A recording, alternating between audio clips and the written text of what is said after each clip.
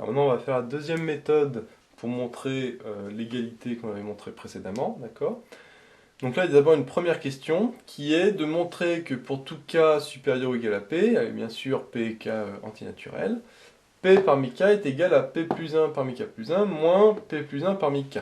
Bon. Et puis après, il fallait en déduire la formule qu'on avait montrée dans la première vidéo. Bon. Alors, il faut montrer cette formule-là. Alors, cette formule-là, en fait, on va pas, pour la redémontrer, on va faire quelque chose assez rapide. C'est que, en fait, si on regarde bien, c'est la formule de Pascal. Hein, c'est tout à fait la formule de Pascal, sauf qu'il y a un moins, parce qu'en fait, normalement, ça, c'est ici, mais en fait, on a passé juste ça de l'autre côté. Ok. Sauf que la formule de Pascal, on l'a déjà montré dans la première vidéo, donc on va pas la redémontrer, d'accord? On va juste mettre ce qu'on avait montré dans la première vidéo, et puis on va voir qu'en bidouillant un petit peu, on va retrouver cette formule sans souci. Alors nous, ce qu'on avait montré dans la première vidéo, c'était que p plus 1 parmi n plus 1, d'accord, plus le p parmi n plus 1, c'était égal à p plus 1 parmi n plus 2. D'accord? Donc là, on voit que ça ressemble très fortement, d'accord, dans le sens où en bas, on a p plus 1, p plus 1. Là aussi, on a aussi 2 p plus 1 et un p, d'accord, donc ça ressemble très fortement à ça. Bon, là, on a un moins, mais comme je l'ai dit, en fait, il y a un qui est ici, qui va passer là, d'accord, tout simplement. La seule différence, c'est qu'ici, on a k plus 1, et puis ici, on a n plus 1, n plus 1, n plus 2. Mais si on fait un petit changement de variable, d'accord, on devrait retrouver cette formule-là sans souci. En fait, l'idée, l'astuce ici, c'est si on pose k égale n plus 1, d'accord, qu'est-ce qu'on va trouver? On va trouver ici p plus 1 parmi k, ok. Ici, on aura p parmi k, et ici, on aura p plus 1 parmi, alors n plus 2, en fait, c'est n plus 1 plus 1, c'est-à-dire k plus 1, tout simplement, ok. Jusque-là, aucune difficulté, d'accord. Je fais mon changement de variable, k égale n plus 1, donc là, ça donne k, k et k plus 1. Et donc, mon p parmi k, d'accord, c'est p plus 1 parmi k plus 1, d'accord, moins ça je le passe à droite, donc moins p plus 1 parmi k. Okay. Et là, qu'est-ce que je retrouve comme par hasard? L'égalité qu'on voulait trouver. Voilà, donc là, vraiment, 3 lignes, ok. Bon. Petite remarque, attention, hein, là j'ai vraiment fait la rédaction minimum. Normalement, il faudrait préciser qu'on peut bien faire changement de variable parce qu'il ne faut pas oublier une restriction, c'était que le k doit être supérieur à p. D'accord? Or, nous, cette égalité-là, d'accord, elle était vraie pour tout n supérieur ou égal à p. D'accord? Pourquoi j'ai le droit de faire k égale n plus 1? Parce que si je pose k égale n plus 1, comme le n est supérieur à p, d'accord, le n plus 1, il est aussi supérieur à p, forcément. D'accord, parce que le n plus 1 est supérieur à n, qui est lui-même supérieur à p. Donc le n plus 1 est supérieur à p. D'accord? Donc là, mon k, du coup, est bien supérieur ou égal à p. D'accord? Donc j'ai bien montré que pour tout k supérieur ou égal à p, voilà. En gros, voilà, ça c'est vraiment... Alors ça, c'est une rédaction possible avec, à partir de la question précédente, enfin, ce qu'on avait fait avant, d'accord? Mais bien sûr, normalement, la vraie rédaction, c'est de refaire toute la démonstration de la formule de Pascal comme on avait fait dans la question A, d'accord? Sauf que, comme on avait déjà fait dans la question A, bon, on va pas le refaire, donc, hop, voilà, j'utilise ici avec ça, alors ça aurait été mieux de le redémontrer, mais comme j'ai déjà fait, voilà. Ici, c'est pas le but, cette première question, en fait, sert juste pour démontrer la question d'après. C'est pas, la question-là est pas en elle-même très intéressante, hein, c'est juste la redémonstration de la formule de Pascal, mais attention, exprimée d'une manière différente, puisqu'il y a un moins au lieu d'un plus, du fait qu'on a passé un terme de l'autre côté. Bon. Donc là, aucun souci avec ça. Et après, il fallait en déduire que pour tout n supérieur ou égal à p, la somme de PA n dp parmi k égale p plus 1 parmi n plus 1, qui est la formule qu'on a démontrée dans le petit a. Alors, pour ça, ça va être très simple. Forcément, on va réutiliser ça. D'accord? Donc, on va dire que pour tout k supérieur ou égal à p, P parmi K, il est égal à P plus 1 parmi K plus 1 moins P plus 1 parmi K. D'accord? Là, quel est le lien entre ça et ça? C'est ça qu'il faut voir. Il faut vraiment voir le lien entre ça et ça, parce que moi, j'ai ça et moi, je veux arriver à ça. Donc forcément, il faut voir le lien entre les deux. Bah, le lien, il est simple, c'est que là, j'ai P parmi K, et moi, je veux la somme des P parmi K. Donc qu'est-ce que je vais faire? Bah, je vais faire la somme. D'accord?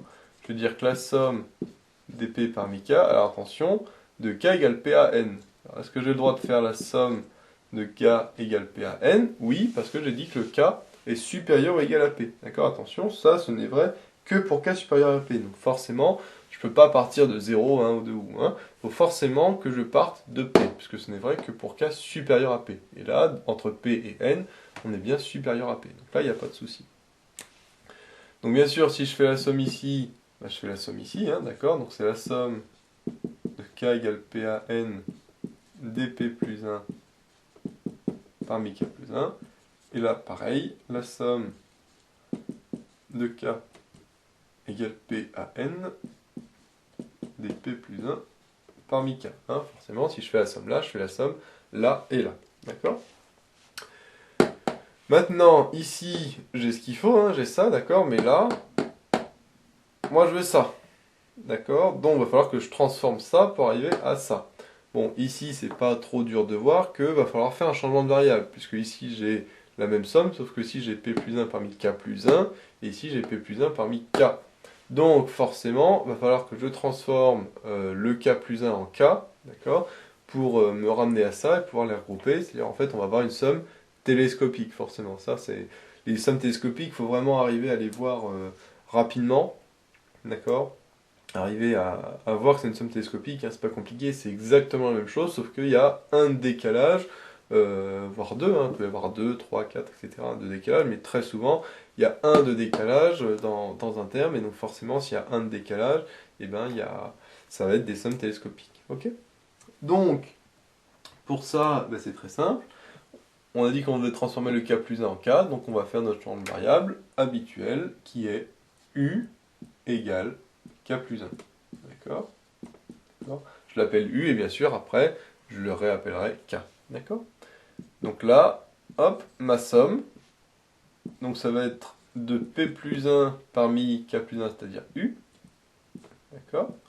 Et de U variant à d'autres bornes. Parce que je rappelle, hein, comme d'habitude, quand on fait un changement de variable, les bornes, que ce soit une somme ou une intégrale, changent aussi. D'accord? Donc pour ça, on se dit quand le K égale P, que vaut le U? Ben, quand le K égale P, le U, il vaut P plus 1, tout simplement. D'accord? Donc là, je vais jusqu'à P plus 1. Okay. Et quand le K vaut N, et ben le U, il vaut N plus 1, tout simplement. Il n'y a vraiment rien de compliqué ici. Ok? Je modifie. Ok? Donc là, ça, je peux l'effacer. Et j'ai toujours ma somme de P à N des P plus 1 parmi K. D'accord?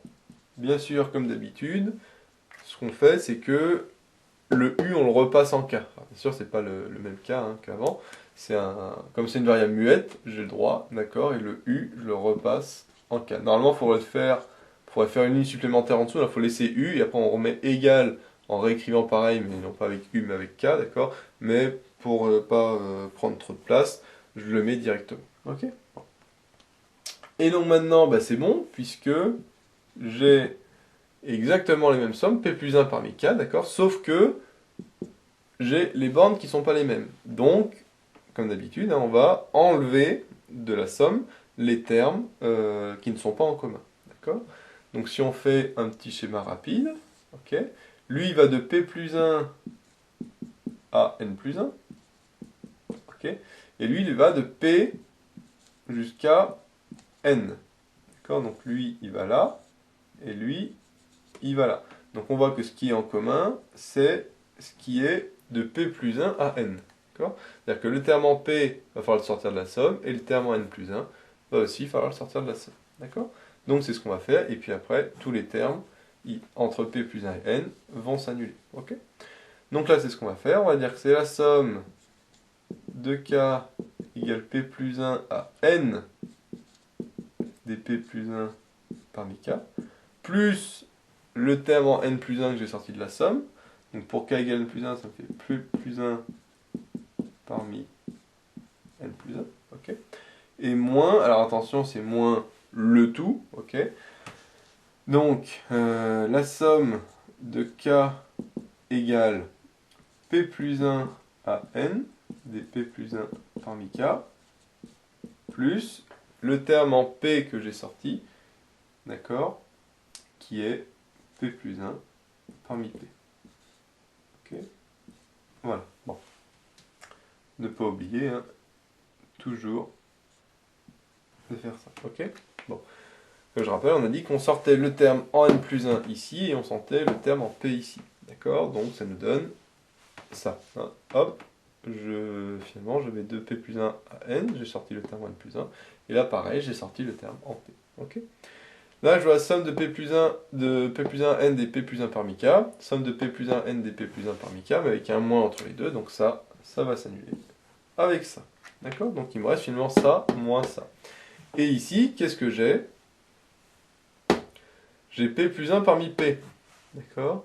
Or, soit je dis directement que p plus 1 parmi p, ça fait 0. D'accord. Puisque p plus 1 parmi p, enfin p plus 1 c'est plus petit que p. Or, si le bas est plus petit que le haut, ça fait 0. Donc je peux dire ça fait 0. Hop. Et donc du coup, il me reste p plus 1 parmi n plus 1, qui est exactement ce que je voulais montrer. D'accord. Ça, c'est la méthode la plus rapide. Hein, d'accord. On dit p plus 1 c'est plus petit que p, donc p plus 1 parmi p, ça fait 0, et donc forcément il reste que ça, parce que ça s'est annulé, et donc p plus 1 parmi n plus 1, c'est ce que je voulais. Donc j'ai bien montré que ça, c'était égal à ça. Ok. Voilà. Et alors sinon on peut faire autrement, d'accord, mais il n'y a pas de... Enfin, il y a d'autres manières de faire, mais c'est pas ici l'idéal, c'est vraiment de faire... de dire que ça vaut 0. Puis voilà. Parce que l'autre méthode, en fait, ça aurait été de réutiliser ça. On peut dire, bah tiens, je vais réutiliser ça. D'accord. Parce que ça ressemble très fortement. On a P plus 1 parmi N plus 1, P plus 1 parmi P. Sauf que ici, j'ai N plus 1 et ici, j'ai P. Donc si ici, j'ai N plus 1, il faudrait que le K vaille N. D'accord. Mais ici, aussi N. Ce qui n'est pas le cas. Donc, du coup, on fait ça. On dit que ça vaut 0. Et puis comme ça, hop, il reste P plus 1 parmi N plus 1. Ok. Voilà. Donc comme on le voit ici, cette deuxième méthode était aussi assez simple, d'accord, comme la récurrence, puisque la première étape, c'était juste une redémonstration de la formule de Pascal, d'accord, mais en pensant que le moins est ici. Ok. Dès qu'on a vu que c'était la formule de Pascal, on fait la démonstration qu'on connaît, et puis il n'y a pas de souci, hein, c'est vraiment du basique, d'accord. Bon. Et puis, bien sûr, après, pour le fait d'en déduire ça, il fallait bien voir que la relation entre ça et ça, c'était que là, on avait la somme des P parmi K. D'accord. Donc si forcément on fait la somme, il faut forcément faire la somme là et là. D'accord. Ça, c'était pas trop dur à voir. Et puis après, pas trop dur à voir non plus, que c'est des sommes télescopiques dans le sens où ici on a K plus 1, ici on a K. C'est la seule chose qui diffère entre les deux sommes. Donc quand on a des sommes télescopiques avec juste un petit truc qui diffère, on sait à ce moment-là qu'il faut faire un changement de variable. Donc on a fait notre changement de variable, hein, basique, u égale k plus 1, etc. Okay. Et puis après on a fait notre petit schéma habituel pour voir qu'est-ce qui s'annulait dans les termes, et donc du coup qu'est-ce qu'il fallait sortir des sommes. Donc on a vu qu'il fallait sortir le terme en n plus 1 de cette somme-là, et le terme en p de cette somme-là. D'accord. Le terme en p valait 0 puisque le p plus 1 est plus petit que p. D'accord. Donc ça c'est réglé, donc finalement il ne reste plus que p plus 1 parmi n plus 1, qui est exactement ce qu'on voulait trouver. Voilà. Donc là-dessus, c'est vraiment chaque étape en fait est assez logique, ok. Et il n'y a pas trop de problème à ce niveau-là. Il faut bien penser à bien faire les calculs, à faire aucune erreur de calcul, ok. Bien penser à faire les sommes, les changements de variables et tout, et puis normalement on arrive à trouver assez facilement.